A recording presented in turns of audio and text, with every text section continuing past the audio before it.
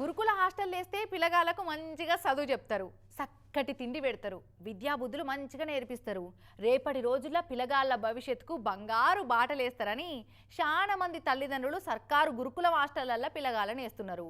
కానీ పేరు గొప్ప ఊరు దిబ్బ అన్నట్టు ఆ గురుకులాలల్లో సర్కారు హాస్టళ్ల పరిస్థితి ఏమో రోజుకింత నాశనం 16 వాళ్ళు అవుతుంది.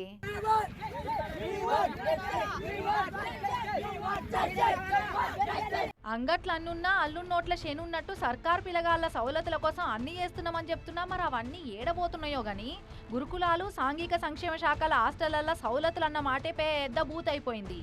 మా హాస్టల్లో ఏం సౌలతులు లేవు, కమ్సేకం తాగేందుకు మంచి నీళ్ళ కూడా గతి లేదు, బాత్రూమ్లు లేవు, మస్తు తిప్పల పడుతున్నాం అనుకుంటా జోగులాంబ గద్వాల జిల్లా ఉండవెల్లి మండలం అలంపూర్ కాడున్న జ్యోతిబాపులే బాలుర గురుకుల స్కూల్లో చదువుకుంటున్న పిల్లగాళ్ళు క్లాసులు బహిష్కరించి కలెక్టర్ ఆఫీస్కు పాదయాత్ర చేసుకుంటూ పోయిర్రు. ఇట్లా హాస్టల్ పిల్లగాళ్ళంతా కలెక్టరేట్ కు ర్యాలీ తీసుకుంటూ పోతున్నారని తెలిసి మానవపాడు మండలం ఇటిక్యాలపాడు స్టేజ్ కాడ పిల్లగాళ్లకు అడ్డం తిరిగిర్రు పోలీసోళ్ళు. ముత్తమంత లేరు, హుషారు పిట్టలున్నారు, ఇప్పుడే ధర్నాలు నిరసనలని రోడ్డెక్కిండ్రా అని పోలీసోళ్ళు పిల్లగాళ్ళను మందలిచ్చిర్రు.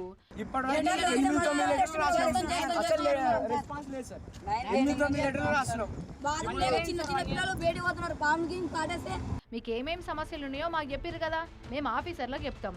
ఇప్పుడు మీరైతే మీ హాస్టల్లోకి ఓర్రి అని సొట్లు పెట్టి డీసీఎం వ్యాన్ ఎక్కించి పిల్లగాళ్ళను వాపసు తోలిండ్రు. పిల్లగాళ్ళు చెప్తున్నారు ఇనుర్రిగా. మేమైతే ఇప్పుడు కలెక్టర్ ఆఫీస్కి పోతున్నాం సార్, ఎందుకంటే అక్కడ మాకు వాటర్ సఫిషియెంట్ వాటర్ లేదు. దాని పిహెచ్ వాల్యూ చెక్ చేస్తేనే హార్డ్ బేస్ అయిపోయింది, అది ఇంత హార్డ్నెస్ ఉంది. ఆడ ఉప్పు నీళ్ళు ఉంటాయి మాకు స్నానం చేయడానికి, ఆ ఉప్పు నీళ్ళే ఇక్కడికి ట్రాన్స్ఫర్ అవుతున్నాయి.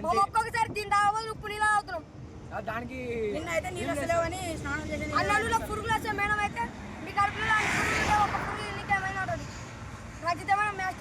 అవ్వ పెట్టదు అడుక్క తిన్ననియదన్నట్టు ఆఫీసర్లు ఎట్లయినా సౌలతులు చేయరు.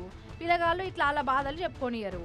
మరి మా సమస్యలు ఆర్చేటోళ్ళు ఎవరు, తీర్చేటోళ్ళు ఎవరు, మాకెట్లా న్యాయం అవుతుంది అని నిలదీస్తున్నారు పిల్లగాళ్ళు.